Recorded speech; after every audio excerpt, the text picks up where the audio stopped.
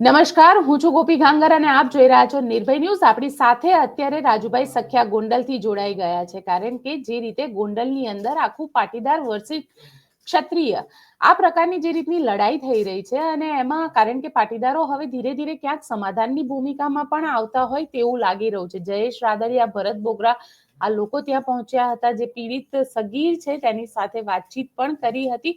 આજે ખોડલધામ તરફથી પણ નિવેદન આપવામાં આવ્યું. આ બધાનું પોલિટિકલી મહત્વ આપણે આજે સમજીશું. રાજુભાઈ, નિર્ભય ન્યૂઝમાં આપનું સ્વાગત છે. જી નમસ્કાર.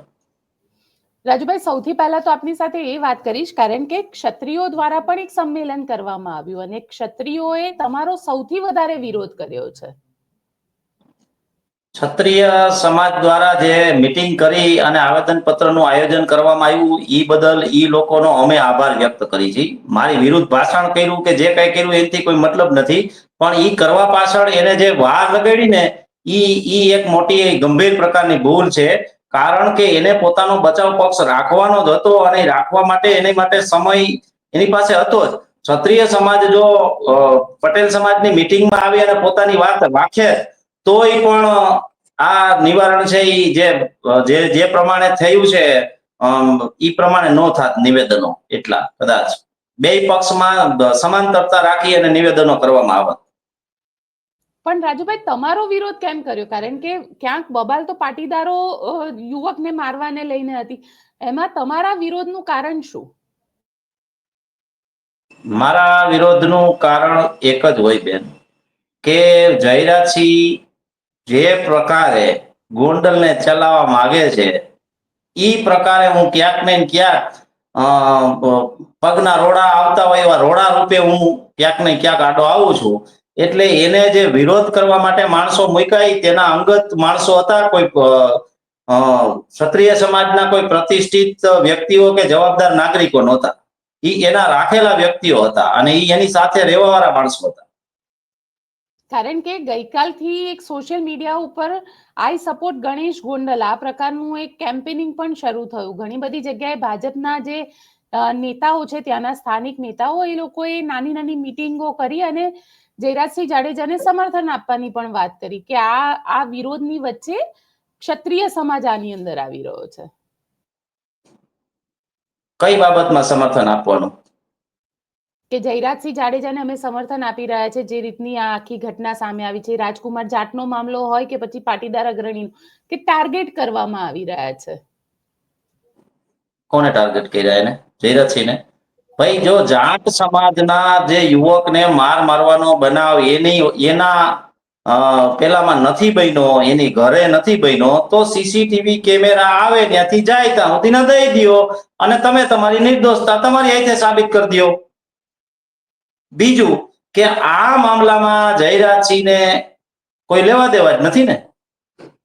તો આપણે જે આ મામલો આ જગ જાહેર છે કે ભાઈ આ પ્રકારની હિંસક જે બાળકને જે રીતે મારવામાં આવ્યો હતો, ઈ મારવામાં આવેલ બાળકના શરીર ઉપરના ઘા જોઈ અને લાગણીથી બધાય લોકોએ એની સાથે મદદમાં આવેલા હોય, એની ઈ લાગણી એને વર્તવી હોય, એના ન્યાય માટે અવાજ ઉઠાવ્યો હોય, ઈ આ એક સ્પષ્ટ દેખાતી વસ્તુ હતી એના ઉપરથી. પણ કાલે સાંજે અમને જાણવા મળ્યું આવેદન દીધા પછી કે ભાઈ ક્ષત્રિય સમાજના બાળક સાથે જે કઈ આવા ઘટના ઘટતી હતી ઈ બાબતે ઈ લોકોએ કાયદાકીય પ્રક્રિયા કરવાની જગ્યાએ એને હિંસક પ્રવૃત્તિ જે કરી છે એટલે આ બધી મામલો થયો છે. અને એ તમને કહું બેન કે પહેલે દિવસે જયારે 4 વાગે બનાવ બન્યો ત્યારે આ બાળકને માર્યા પછી એના માતા પિતા એ વાતચીત થઈ ગઈ હતી, પૂરું થઈ ગયું હતું, મામલામાં સમાધાન હતું કે ભાઈ તમારા બાળકને અમે હવે બીજી વાર નહીં મારી, તમારા બાળકને કહેજો અમારા બાળકને સતાવે નહીં. બસ આ બાબતની ચર્ચા થઈ ગયા બાદ સવારે છોકરાને દવાખાને દાખલ કર્યા બાદ સવારે આ બધી તજવીજુ થઈ ફરિયાદ કરવાની કોના કહેવાથી, કોને કોનું બળ અને કોની મદદથી, ઈ બધું જગ જાહેર છે. તમે કહી રહ્યા છો કે કોના બળથી કોના મદદથી આખે થયું, તો સમાધાનની ભૂમિકા કઈ રીતે આવી? તો પછી સમાધાનની ભૂમિકા જે છે ઈ પ્રમાણે આવેલી છે કે ભાઈ એક પ્રકારે જે આ ઘટનાઓ છેલ્લા 2 વર્ષની ઘટનાઓ જોવો બેન, કે ભાઈ અહીંયા કોઈ એવું ક્ષત્રિય વર્સિસ પટેલોની આ લડત નથી. અમે ગૌરવ સાથે કહીએ કે ગુજરાત રાજ્યની અંદર છાત્રાઓને નોકરી કરતા લોકોનો અવાજ બનનાર યુવરાજ પણ અમારા ગોંડલના છે.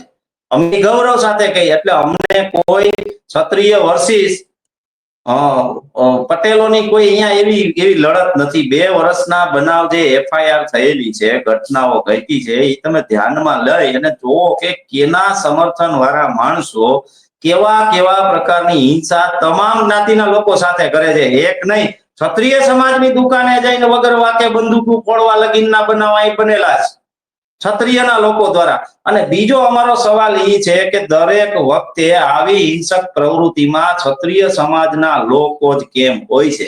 શું કામ એને એના જે રોજિંદા જીવનની અંદર આવ્યા વિક્ષેપો ઉત્પન્ન કરવાનો આવી જરૂરત પડે છે? અને કોના કહેવાથી અને શું કામ, એવા કારણ શું છે?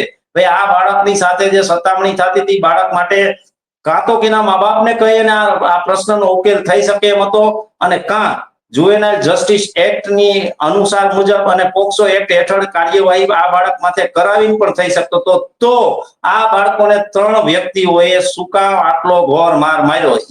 ઈ વસ્તુ તમે જુઓ. બીજું કે કાલના સંમેલનમાં અહીંયાના વિદ્વાન વકીલ અમારા ગોંડલના નરેન્દ્રસિંહ ઝાલા નામના વ્યક્તિ છે, એમને સ્પષ્ટ કીધું કે ભાઈ આ સગ્રામજી સી હાઈસ્કૂલમાં, એટલે અમારા ગોંડલ માટે શરમસારની બાબત છે કે સગ્રામસિંહજી હાઈસ્કૂલની અંદર ડ્રગ્સ મળે, ગાંજો મળે, દારૂ પીવાય, આવી પ્રવૃત્તિઓ થાય છે, અને એ જયરાજસિંહના રાજમાં થાય છે.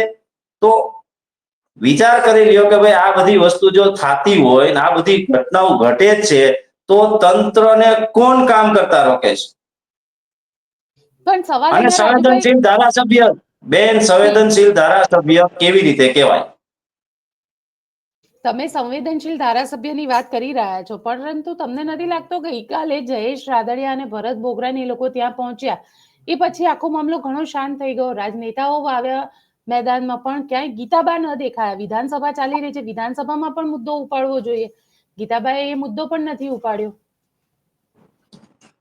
ગીતાબાને ગૃહમંત્રી દ્વારા સૂચન કરાયેલું છે કે પોલીસ કોઈ પણ વ્યક્તિને, પોલીસ અગર એની ફરિયાદ ન લેતી હોય, પ્રથમ પોલીસને કીધું, પોલીસ ફરિયાદ ન લે તો ધારાસભ્ય જાતે લેવડાવો. તો ગીતાબાઈએ એના ઘરે બનેલી ઘટના રતનલાલ જાટના છોકરાવાળી કાં ગુનો દાખલ કરાવી દેવો જોઈએ, અને કાં ગુનો નથી બનતો એ સ્પષ્ટ કરાવી દેવું જોઈએ, પછી ગામનું કરવા નીકળાય. તમે કહી રહ્યા છો કે ગીતાબાએ સ્પષ્ટ કરવું જોઈએ, જે રતનલાલ જાટના ઘરે રાજકુમાર જાટને મારવામાં પ્રતિનિધિ છે એ ગોંડલના. જી, પણ સવાલ અહીંયા એ ઉભો થઈ રહ્યો છે કે જે રીતે આખા મામલાની અંદર તમને નથી લાગતું કે આમાં ગોંડલની છબી ખરાબ થઈ રહી છે? સૌથી પ્રથમ હું આપના મીડિયાના માધ્યમથી મીડિયાને હાથ જોડીને કહું છું કે અમારા ગોંડલને સર ભગવતસિંહજી નું ગોંડલ કયો, તમે ગણેશ ગોંડલ કેવી રીતે કયો છો?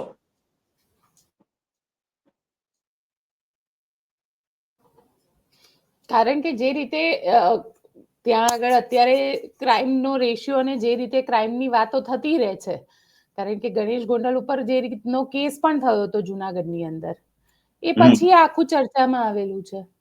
તો એમ કયો ને ધારાસભ્ય ગીતાબાનો અને ભૂતપૂર્વ ધારાસભ્ય જયરાજસિંહનો છોકરો ગણેશ ગોંડલ શું કામ?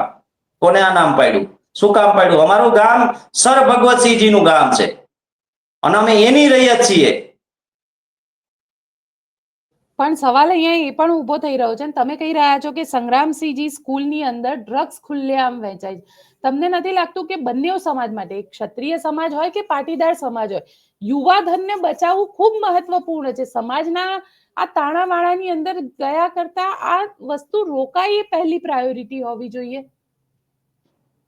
ઈ હું નહીં, પણ એક જવાબદાર ગોંડલના ન્યાયપાલિકાના ધારાશાસ્ત્રીએ કીધું કે મેં મારી નજરે જોયેલું છે કે અહીંયા આવી પ્રવૃત્તિ થાય છે, અને ઈ ધારાશાસ્ત્રી છે કે જે જયરાજસિંહના અંગત એડવોકેટ તરીકે કામ કરે છે. તો એને અંગત એડવોકેટ તરીકે કામ કરતા ધારાશાસ્ત્રીએ ધારાસભ્યશ્રીનું ધ્યાન દોરી અને આવા આટલા ન બંધ કરાવવા જોઈએ, કારણ કે આ તો તમામ સમાજના જે નસલને બરબાદ કરનારા આ એક મોટું બધું કેમ્પેઇન ચાલે છે. આવું થોડું ચાલવા દેવાય ને. કારણ કે જે રીતની વાત નૈતિકતા તો હોવી જોઈએ ને એનું. તમે નૈતિકતાની વાત કરો છો, પણ જે રીતની વાત સામે આવી રહી છે, જે કારણ કે જે દીકરા બંને સગીરની જે બાઇટ આવી, જે એ બંને જણાએ મીડિયાને આપી હતી, અને એ સાંભળ્યા પછી, કારણ કે બંને જણા કંઈક વાત કરે છે કે સફેદ કલરના પાવડર જેવી વસ્તુ ત્યાં આગળ હોય છે, ડ્રગ્સ, દારૂ, જુગારની વાત કરી રહ્યા છે, એટલે ક્યાંક દૂષણ તો ફેલાઈ રહ્યું છે ને રાજુભાઈ? જી બિલકુલ. સર્વપ્રથમ કે જ્યાં ત્યાં ક્રિકેટનું જે આ સંગ્રામસિંહજી હાઈસ્કૂલ એટલે અમારા સર ભગવતસિંહજીની અમારી વિરાસત છે. આ વિરાસતના બિલ્ડિંગની અંદર જો આ ભાઈ જે છે આરોપી એક, ઈ જો આ ક્રિકેટના ક્લાસ કરાવવાનું કામ કરતા હોય તો એની પહેલી નૈતિક જવાબદારી બને છે કે આવી ગેરપ્રવૃત્તિ થતી અટકાવવા માટે અહીંયાના પ્રતિનિધિઓને અથવા તો પ્રશાસનના અધિકારીઓને એને કઈને આ બંધ કરાવવું જોઈએ. એને કેમ આદિ સુધી કરાયું નથી? અને હવે ઈ એમ કે છે કે એની ઉપર આરોપ લાગ્યો ત્યારે કે ભાઈ મારી જવાબદારી ઉપર અહીંયા બાળકો આવતા હોય એટલે મારે એના મા બાપને જવાબ દેવાનો હોય, એટલે આ બધો બનાવ બને છે, હું ત્યાં છું, હું વાકમાં નથી, એવું એ ભાઈ જે ધારાશાસ્ત્રીના મારફતે કેવડાવે છે ને, તો એની નૈતિક જવાબદારી પેલા નહોતી બનતી કે આવો ગેરકાનૂની ધંધો બંધ કરાવવાની. તો કોણ કરે છે આવો ધંધો? ત્યાં આગળ કરે કોણ છે? સ્વાભાવિક છે બેન, ગોંડલની અંદર જો તાલુકા પંચાયતના 22 સદસ્યો, 44 નગરપાલિકાના સદસ્યો, માર્કેટ યાર્ડના ચેરમેન, નગરપાલિકાના જે ટૂંકમાં જે શાસન ઉપર બેઠેલા તમામ લોકો જેનું પ્રતિનિધિત્વ છે, ઈ પોતે એકેય રીતે નિર્ણાયક નથી.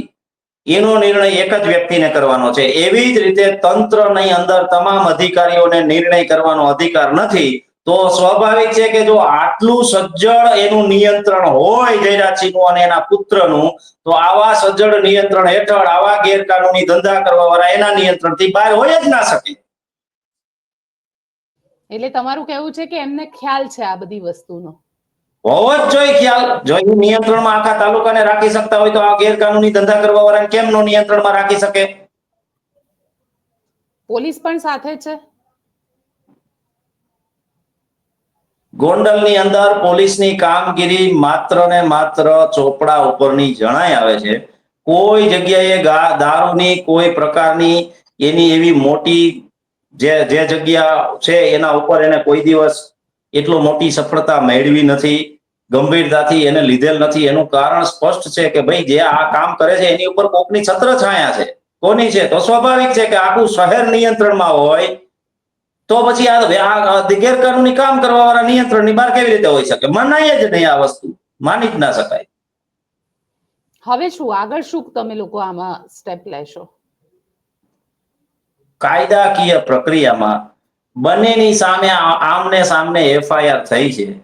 જો બંને એફઆઈઆર ને રદ કરાવી, ક્રોસિંગ પિટિશન દાખલ કરી રદ કરાવી સમાધાન કરે તો સમાજને કઈ વાંધો નથી. પછી કે ભાઈ દાખલા તરીકે કાનૂની લડાઈ છે એ પૂર્ણ કરે તો પણ અમને કઈ વાંધો નથી.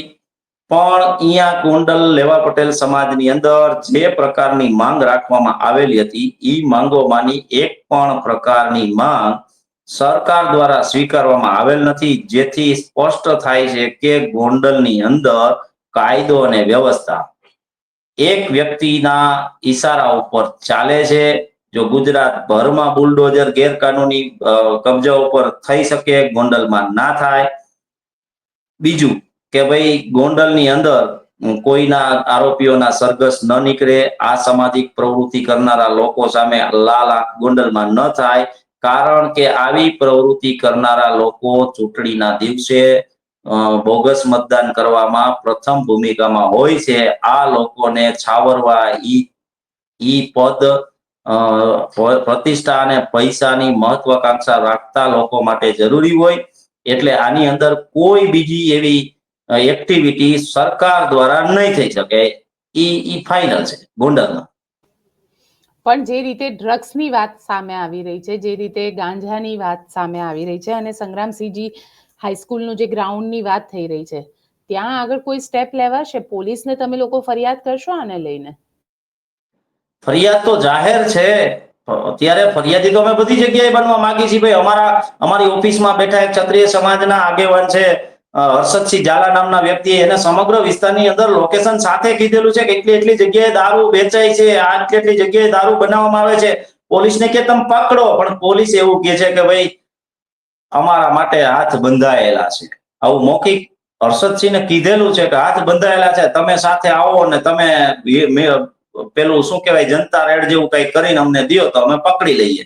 ગઈકાલે ગુણાવામાં થોડો ઘણો દારૂ પકડ્યો છે, પણ એ તો આંતરિક વિવાદને કારણે જે કઈ ઘટનાઓ બની છે એને ધ્યાનમાં રાખી અને આરોપી સામે કાર્યવાહી કરવા માટે પોલીસે પોતાની કાર્યવાહી બતાવી છે. બસ આવું. બિલકુલ રાજુભાઈ, આપ અમારી સાથે જોડાયા તેના માટે આપનો ખૂબ ખૂબ આભાર. તો આપ શું વિચારો છો? જે વાત સામે આવી રહી છે એને લઈને આપ શું માનો છો? મને કોમેન્ટ બોક્સમાં ચોક્કસથી લખીને જણાવજો અને અમારી ચેનલ નિર્ભય ન્યૂઝને લાઇક, શેર અને સબસ્ક્રાઇબ કરવાનું ભૂલશો નહીં. આભાર.